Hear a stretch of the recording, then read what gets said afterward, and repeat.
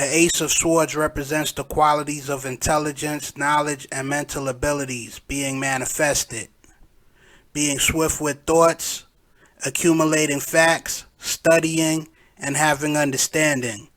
Truth and justice being your main priorities.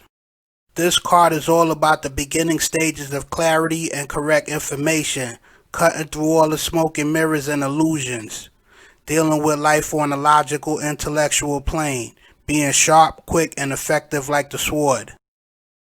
The Two of Swords represents protecting yourself from certain forces or emotions. When you look at the card, you see a young lady blindfolded, indicating that she is not seeing or acknowledging something. In the background, you see the moon and the water, which are symbolic to emotions that are opposite to what she believes in, being facts. She has the two swords crossed over her chest where her heart is located. The swords are weapons to defend her feelings.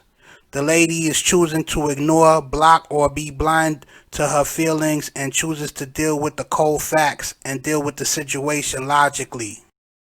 The Three of Swords represents betrayal, a broken heart, deception, and disloyalty.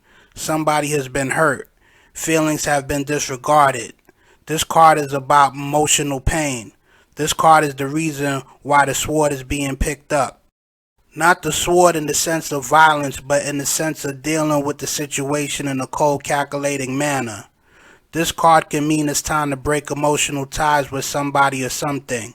It can mean that love is gone. Too many infractions have been committed, and it's time to let go. The Four of Swords represents solitude, rest, and meditation. So much has been going on. A lot has been on your plate, and now it's time for relaxation. This card is about stepping back, reviving and rejuvenating self, taking a fast from mental, physical, and emotional activity. Instead of overthinking, you need to let things work themselves out. Sometimes you need to take a step back in order to take two steps forward. There's a time when you can't logically find the answer, so you have to relax, meditate, and let the solutions come to you from another plane in the form of a vision or a dream.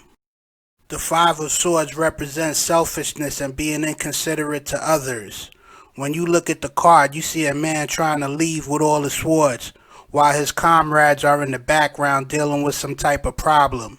The man has a smirk on his face, like what he is doing is not in accord with the rest of the team. He is like one of those NBA players who scored 50 points but the team lost the game. If he would have passed the ball sometimes and played some defense, he would have scored less but the team could have won. In his eyes, he played great, but he doesn't see the big picture. The Six of Swords represents exile. On the card, you see a man moving on with his family and belongings because bridges have been burnt. This card also signifies letting go and moving on.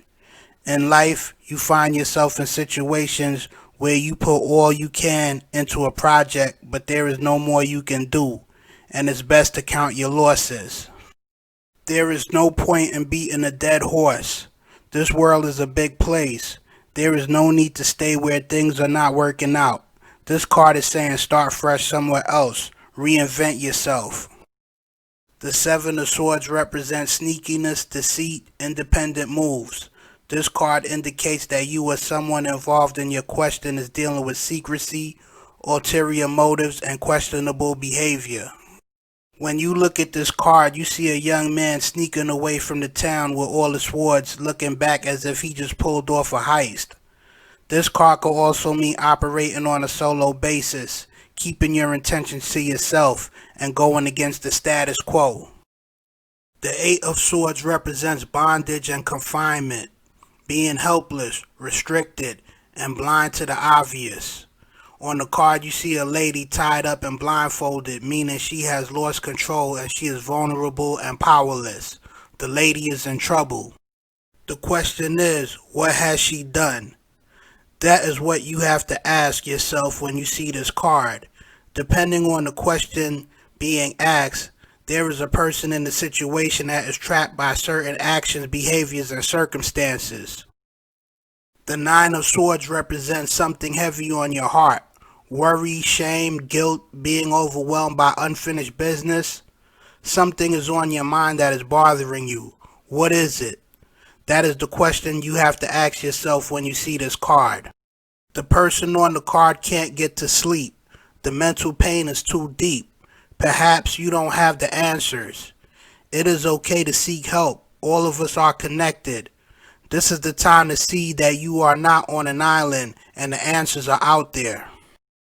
The Ten of Swords represents rock bottom, the lowest point. The only way to go is up now.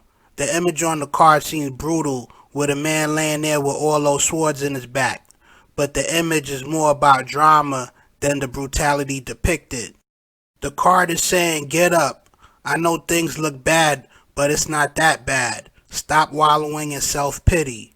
This card is about ending a chapter and beginning a new one. There is hope as long as you can dust yourself off and wipe off your lenses. The Page of Swords represents mental fortitude. When you see this card, it means you have to use intelligence, wisdom, and integrity. You have the knowledge. Now it's about applying it the right way. Are you going to use your advantages or cognitive abilities against people, or use it for good and upliftment? This card is about being fair and standing on your principles. With knowledge comes great responsibility. Even though you wield a sword, you should use it to build and construct instead of using it as a weapon. The Knight of Swords represents a duality, just like all knights. On one hand, the card is saying be firm and stern on your conviction. But on the other hand, is your bluntness overbearing, rude, and disheartening? Depending on the question being asked in the reading, is somebody not considering others' feelings? Is it you or somebody else being opinionated and cold? In situations, just because you are knowledgeable doesn't mean you have to belittle others to feel superior. Or is it somebody in the situation being too emotional and this energy is needed? Sometimes the facts need to be told to get out the slump. The Queen of Swords represents the positive qualities of the swords in a majestic manner. Being knowledgeable and wise, at the same time witty and diplomatic, being able to see the truth behind the veils of deception, carrying herself in a way that demands respect, being known for having the right information for the situation. The energy of the Queen is regal, royal, and powerful.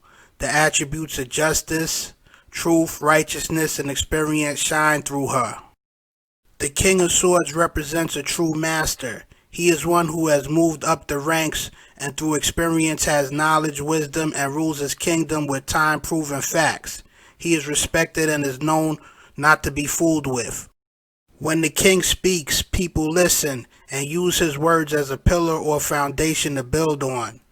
The King of Swords put people in position and make things happen. When you see this card, know that somebody in the situation commands this type of admiration.